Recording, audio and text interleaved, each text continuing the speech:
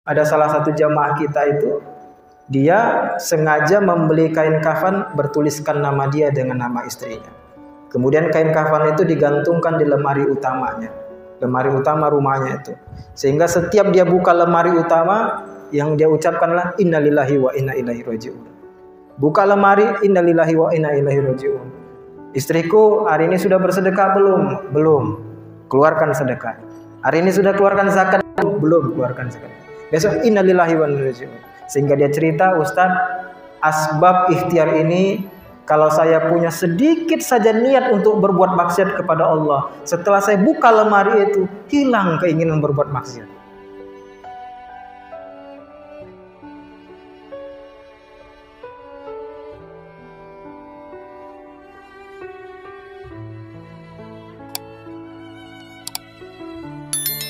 Assalamualaikum warahmatullahi wabarakatuh.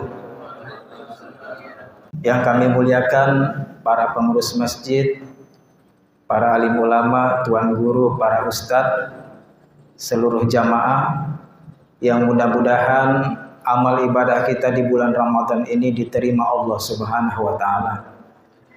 Mudah-mudahan kita dicatatkan sebagai ahli surga, dan mudah-mudahan seluruh dosa-dosa kita diampuni oleh Allah Subhanahu wa ta'ala. Amin ya rabbal alamin. Tadi saya selesai kultum duha dari Menteng ke sini. Yang saya tahu jarak atau dari Menteng itu kalau ke Tangerang Selatan cukup macet biasanya. Tapi hari ini alhamdulillah nggak sampai 30 menit. Jalanan pada sepi. Udah pada banyak yang mudik ternyata. Jadi ini menunjukkan sesungguhnya kita itu senang yang namanya pulang. Belum waktunya Idul Fitri udah pulang. Belum waktunya cuti bersama, udah pada pulang. Jadi sesungguhnya kita itu senang yang namanya pulang. Maka pernah kita sampaikan, mati itu adalah sesungguhnya pulang menghadap Allah Subhanahu wa ta'ala. Jadi kalau ditanya senang mati, harusnya senang kita pulang kepada Allah. Tetapi orang yang senang pulang kepada Allah itu adalah orang yang sudah mempersiapkan maksimal bekal kepulangannya. Maka kata Nabi SAW, orang yang cerdas itu adalah orang yang benar-benar mempersiapkan bekal sebelum kematian. Karena dengan bekal itu akan dimudahkan dia di dalam kubur. Karena kita tahu dalam kubur ada juga siksa kubur. Sampai kapan siksa kubur itu? Sampai datangnya kiamat. Maka orang yang di dalam kubur yang disiksa, dia banyak berdoa, ya Allah percepatlah datangnya kiamat supaya selesai siksa kubur. Tetapi orang yang merasakan, yang menikmati yang namanya nikmat kubur, dia banyak berdoa kepada Allah, ya Allah, kalau bisa jangan kiamat dulu, karena betapa nikmatnya berada di dalam kubur. Jadi mudah-mudahan kita Bapak Ibu termasuk orang-orang yang nanti kelak mendapatkan nikmat kubur. Amin ya rabbal alamin. Jamaah hafizakumullah ta'ala, kira-kira apa tanda amal Ramadan seseorang diterima Allah? Apa kira-kira Pak tanda amal Ramadan seseorang diterima Allah? Wajahnya jernih. Ada yang bilang seperti itu misalnya, wajahnya putih berseri. Ternyata sebelum Idul Fitri dia pergi dulu ke skincare. Merawat wajah, habis jutaan wajahnya jadi putih bersinar. Wah, amal ibadah beliau diterima Allah, wajahnya putih bersinar. Atau dia selepas Ramadan jadi tambah gemuk. Ya tambah gemuk lah. Sahurnya berapa porsi, buka puasa balas dendam berapa porsi, beres tarawih berapa porsi. Jadi tambah gemuk, bukannya tambah turun berat badan, tambah gemuk. Jadi tanda amal Ramadan seseorang diterima Allah Subhanahu wa taala yaitu Idul Fitri. Kembali fitrah. Apa fitrah itu? Fitrah penciptaan manusia adalah suka kepada yang baik-baik dan tidak suka kepada yang tidak baik dan tidak halal. Yang tidak halal baginya.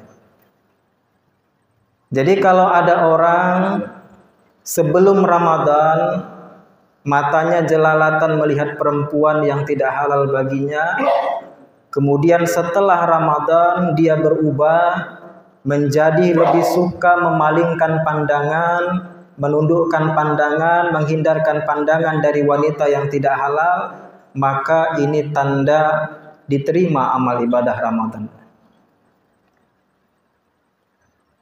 Kalau ternyata setelah Ramadan kebiasaan buruknya sama dengan sebelum Ramadan, atau bahkan setelah Ramadan kebiasaan buruknya semakin parah dibandingkan sebelum Ramadan, maka ini tanda amal ibadah Ramadannya ditolak oleh Allah Subhanahu wa taala. Maka kalau kita bisa merasa, nanti coba rasa setelah Ramadan, kita rasa-rasa kita lebih senang yang baik-baik atau tidak?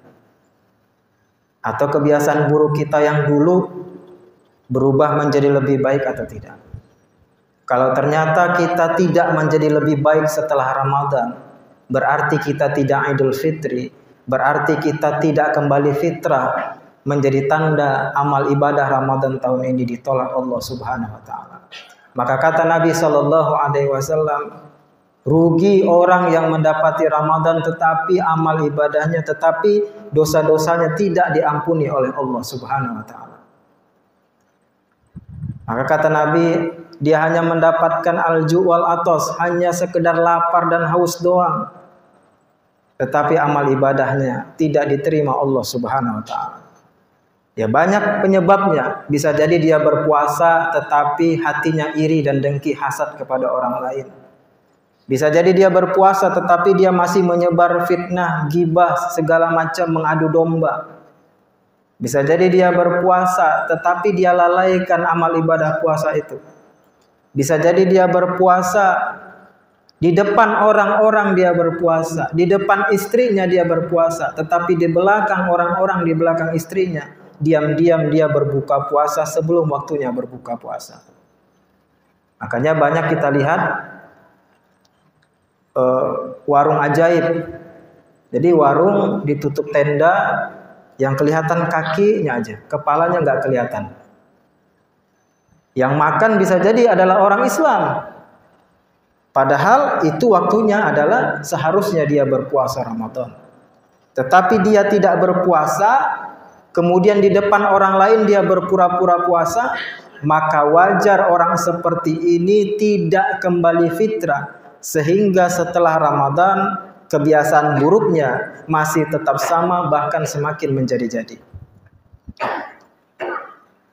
Kemudian orang yang diterima amal ibadah puasa Ramadannya adalah senang dengan kedamaian, membenci yang namanya pertikaian. Kalau di rumah tangga, dia paling benci yang namanya ribut. Yang namanya pertengkaran itu dia paling benci. Maka kalau suami istri ini diterima amal ibadah Ramadannya, maka setelah Ramadan Idul Fitri itu mereka maaf-maafan, mereka saling meminta maaf, dan setelah itu mereka komitmen. Semua rumah tangga ada masalah, tetapi seperti apapun masalah tidak menjadikan kita bertengkar, apalagi berpisah, apalagi ingin cerai. Nah, ini menjadi bukti amal ibadah Ramadan diterima. Kalau di antara lingkungan kaum muslimin dia suka kedamaian, dia paham mana yang perlu untuk dipertentangkan, mana yang perlu untuk dimaklumi. Maka kalau ada orang Islam setelah Ramadan masih ribut masalah khilafiyah, masih ribut masalah kunut tidak kunut, masih ribut masalah tahlilan atau tidak tahlilan, kemudian fitnah sana sini, jangan ke masjid itu atau jangan dengar pengajian ustadz itu, maka ini tanda tidak ada kedamaian dalam hatinya, dia tidak kembali fitrah dan bisa jadi amal Ramadannya ditolak Allah Subhanahu wa taala. Nah, sekarang coba lihat betapa banyak orang Islam satu mengadakan maulid, satu kemudian mengadakan Isra Mi'raj, lalu golongan Islam yang lain mengatakan bid'ah, ini sesat, ditolak segala macam, ribut. Yang tertawa siapa? Yang tertawa adalah kaum non-muslim. Ini Islam kerjanya ribut terus. Akhirnya apa? Dibuatlah video. Satu ustadz mencaci ustadz yang lain, satu ustadz mencaci ustadz yang lain. Tertawa non-muslim melihat itu. Maka kalau orang kembali fitrah, dia nggak suka yang begini. Yang salah bukan kunut dan tidak kunut, yang salah yang tidak sholat subuh. Yang salah bukan maulid atau tidak maulid, yang salah adalah yang mencaci sunnah Rasulullah sallallahu alaihi wasallam. Yang salah adalah yang membenci sunnah Rasulullah SAW. Beres. Tidak perlu yang diributkan seperti itu.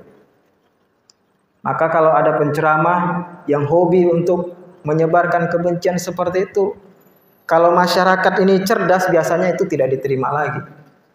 Atau ada beberapa masjid yang tegas tidak memperkenankan ustadz atau khotib membahas khilafiyah.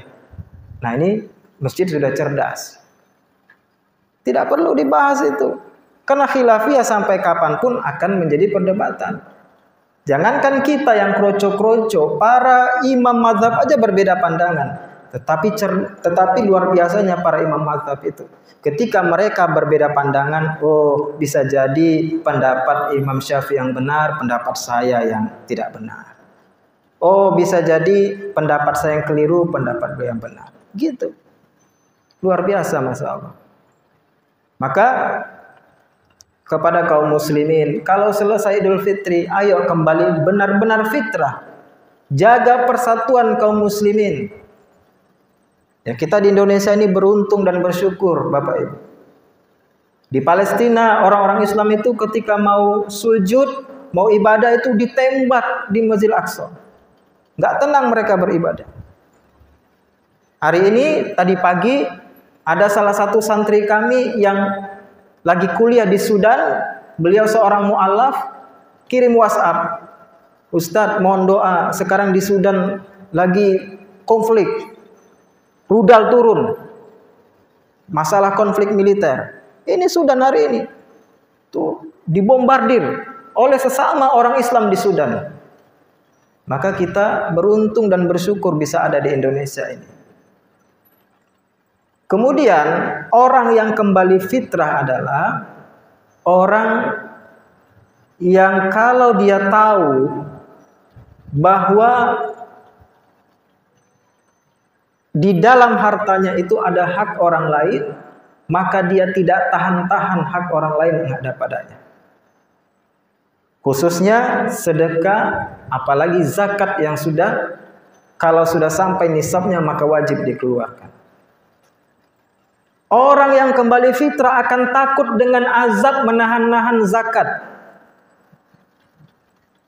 Kalau zakat tidak ditunaikan karena tidak peduli, karena sepele, Allah zakat apa itu? Kalau dia ada rasa sepele dan tidak mengimani zakat di dalam hatinya, maka kafir. Tapi kalau dia menahan zakat karena pelit, masih kepada fajir, maksiat kepada Allah Subhanahu wa taala. Tetapi banyak orang Islam yang menahan zakat karena sepele dan tidak meyakini bahwa zakat itu pertama membersihkan harta, yang kedua menambah harta yang ada padanya.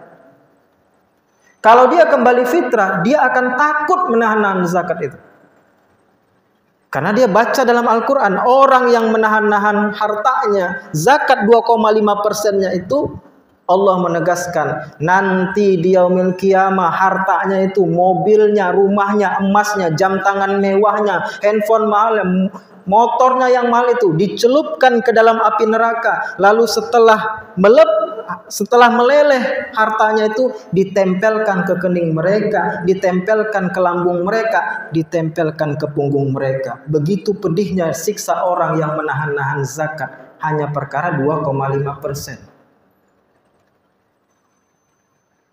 Kalau kita mau hitung 2,5% dari harta kita nggak banyak.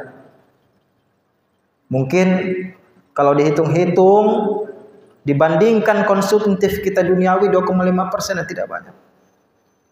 Tapi banyak orang yang menahan hartanya, zakatnya khususnya.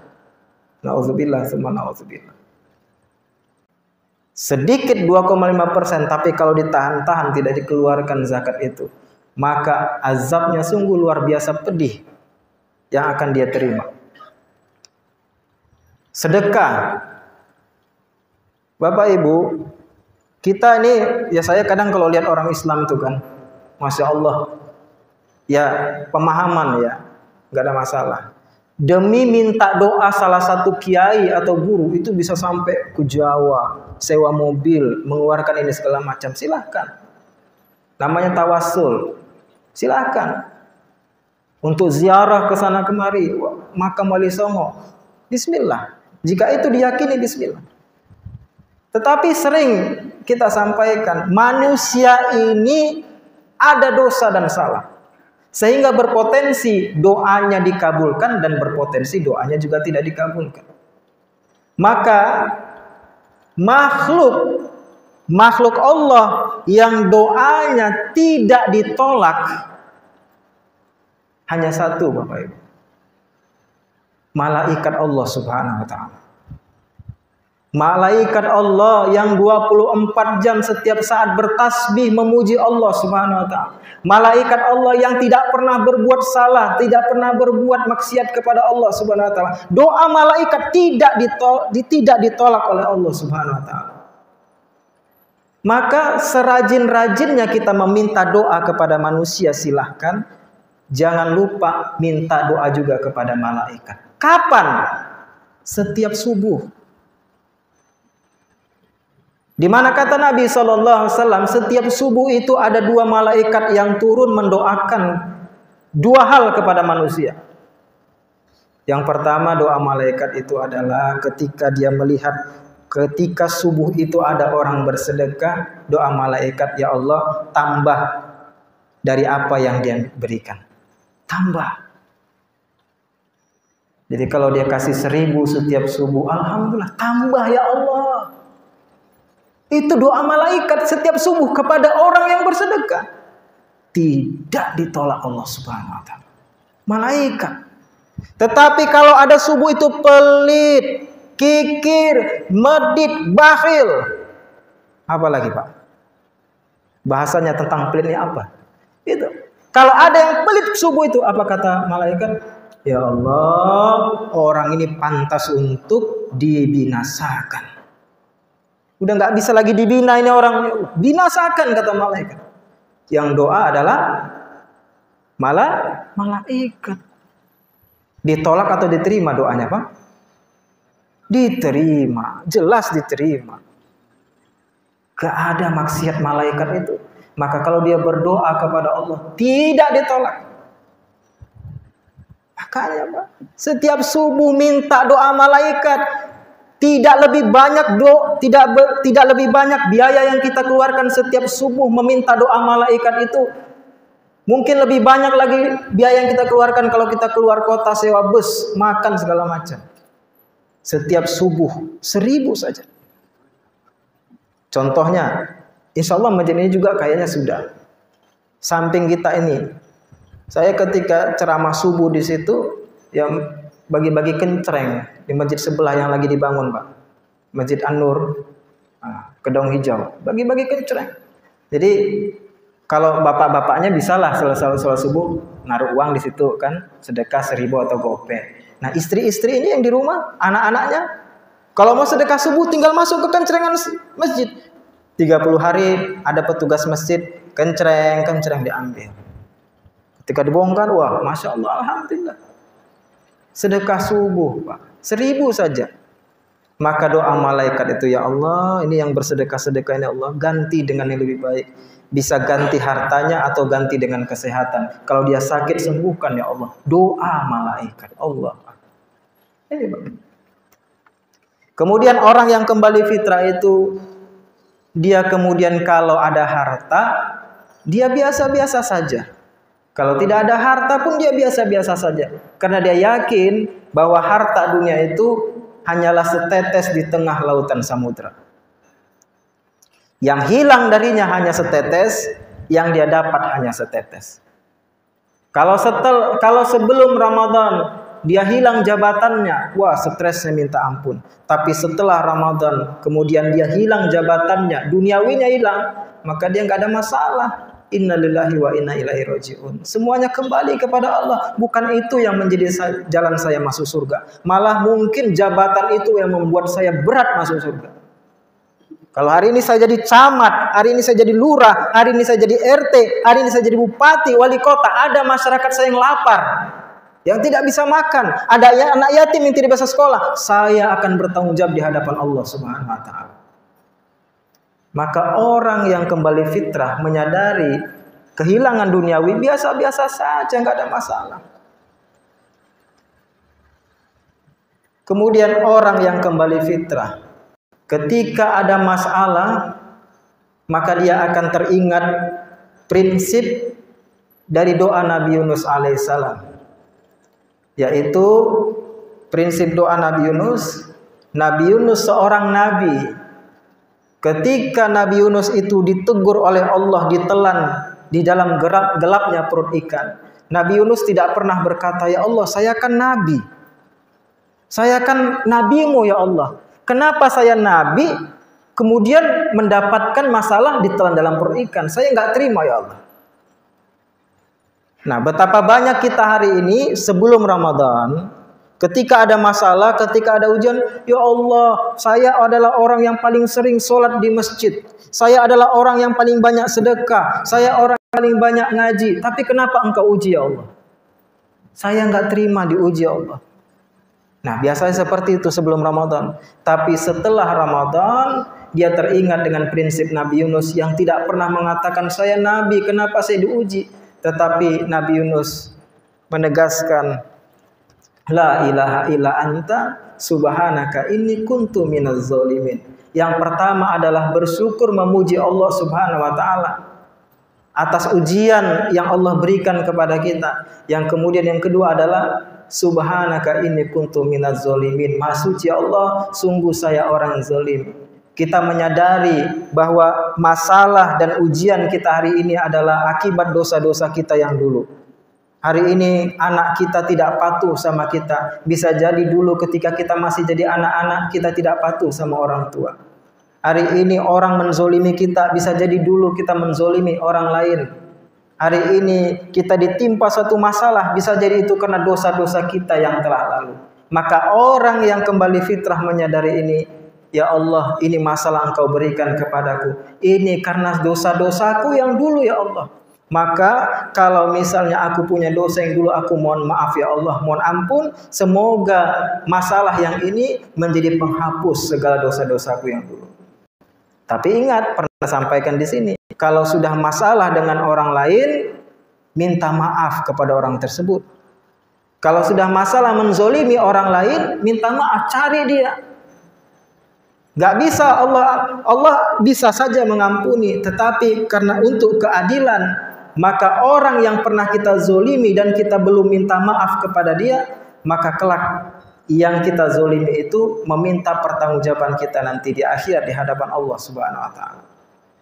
Maka kepada dosa sesama manusia minta maaf kepada mereka. Tetapi dosa kepada Allah, kita mohon ampun kepada Allah, kemudian lewat dari masalah dan musibah, Allah akan ampuni kita. Dan dengan istighfar kita kepada Allah, karena kita sudah meyakini bahwa apapun yang terjadi pada kita hari ini adalah ujian terhadap dosa-dosa kita yang telah lalu, maka ketika kita benar-benar memohon ampun kepada Allah, Allah akan bebaskan kita dari musibah itu. Maka Bapak Ibu yang dirahmati Allah Subhanahu wa taala, orang yang telah selesai Ramadan, maka kalau ada masalah dan musibah, dia akan mengingat segala dosanya. Oh, musibah ini mungkin karena dosaku yang telah lalu.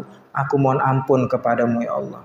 Oh, aku ingat pernah menzolimi si fulan. Carilah si fulan untuk minta maaf. Oh, aku masih ada utang sama si fulan. Mungkin ini mengingat atas segala dosaku. Maka cari si fulan untuk membayar hutang kita. Ini orang yang telah kembali fitrah. Dan terakhir, Bapak Ibu dirahmati Allah Subhanahu wa taala, orang yang kembali fitrah itu adalah orang yang meyakini bahwa dia pasti akan kembali pulang kepada Allah Subhanahu wa taala. Hari ini banyak orang yang tidak yakin dia akan mati, sehingga dia berusaha semaksimal mungkin supaya hidupnya lama.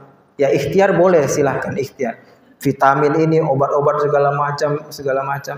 Tetapi kalau dia meyakini vitamin itu menunda dia dari kematian, maka demi Allah tidak akan ditangguhkan kematiannya barang sedikit pun hanya karena vitamin yang dia minum. Maka kalau kita meyakini kita akan mati, pasti akan mati, maka semakin kita melaksanakan amal ibadah itu dengan maksimal. Sebagaimana pernah kami sampaikan di sini, ada salah satu jamaah kita itu, dia sengaja membeli kain kafan bertuliskan nama dia dengan nama istrinya. Kemudian kain kafan itu digantungkan di lemari utamanya, lemari utama rumahnya itu. Sehingga setiap dia buka lemari utama, yang dia ucapkanlah innalillahi wa inna ilaihi raji'un. Buka lemari, innalillahi wa inna ilaihi raji'un. Istriku hari ini sudah bersedekah belum? Belum. Keluarkan sedekah. Hari ini sudah keluarkan zakat belum? Keluarkan zakat. Besok innalillahi wa inna ilaihi raji'un. Sehingga dia cerita, Ustaz, asbab ikhtiar ini, kalau saya punya sedikit saja niat untuk berbuat maksiat kepada Allah, setelah saya buka lemari itu, hilang keinginan berbuat maksiat. Kalau kita pernah baca, ada namanya Muhammad Ali, kemana-mana petinju itu kan, kemana-mana dia bawa mancis. Jadi kalau dia mau berbuat salah dan dosa, dia bakar dulu tangannya. Kalau masih panas mancis itu di tangannya, dia nggak mau berbuat dosa. Nah itu ikhtiar, cara mengingat mati, mengingat dosa dan azab. Nah jamaah ini setiap dia buka lemari, ada ketemu, dia melihat kain kafan bertuliskan nama dia dan istrinya, itu keinginan maksiat sedikit saja itu langsung hilang.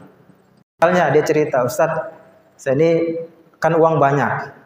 Saya Ustaz demi Allah ya, saya bukan mau ria. Sedekah saya setiap bulan itu 300 juta. Karena setiap bulan saya itu penghasilan keuntungan 3 miliar ke atas. Nah, dia itu cerita, uang ini banyak, kepengen perempuan ini, perempuan itu, perempuan itu. Ya dia udah ini ya, usia 50 tahunan. Jadi ada keinginan untuk membayar ini, perempuan ini PSK gitu. Tapi demi Allah Ustaz, ketika keinginan itu ada dalam hati saya mau bersiap berangkat, lalu mau ganti baju yang bagus, buka lemari, melihat kain kafan tuh, innalillahi wa raji'un. Ya Allah, kalau seandainya nanti saya setelah bermaksiat berzina, saya mati dalam keadaan berzina, Engkau tidak akan mengampuni dosaku ya Allah. Saya stop, tidak mau berzina. Udah, asbab dia mengingat kematian dengan cara itu. Maka orang yang kembali fitrah seperti itu, ya kalau perlu kita pergi ke toko yang jual kain kafan, beli kain kafan, tuliskan nama kita, gantungkan di mana tempat kita bisa sering melihatnya. Mudah-mudahan dengan itu kita termasuk orang-orang yang sering mengingat mati, sehingga kita memutus keinginan untuk memperoleh duniawi ini secara berlebihan. Wallahu a'lam bishawab. Demikianlah yang saya sampaikan, mudah-mudahan bermanfaat khususnya bagi diri saya sendiri. Kita tutup dengan doa kafaratul majlis. Subhanakallahumma wa bihamdika asyhadu an la ilaha illa anta nastaghfiruka wa natubu ilaik. Wassalamualaikum warahmatullahi wabarakatuh.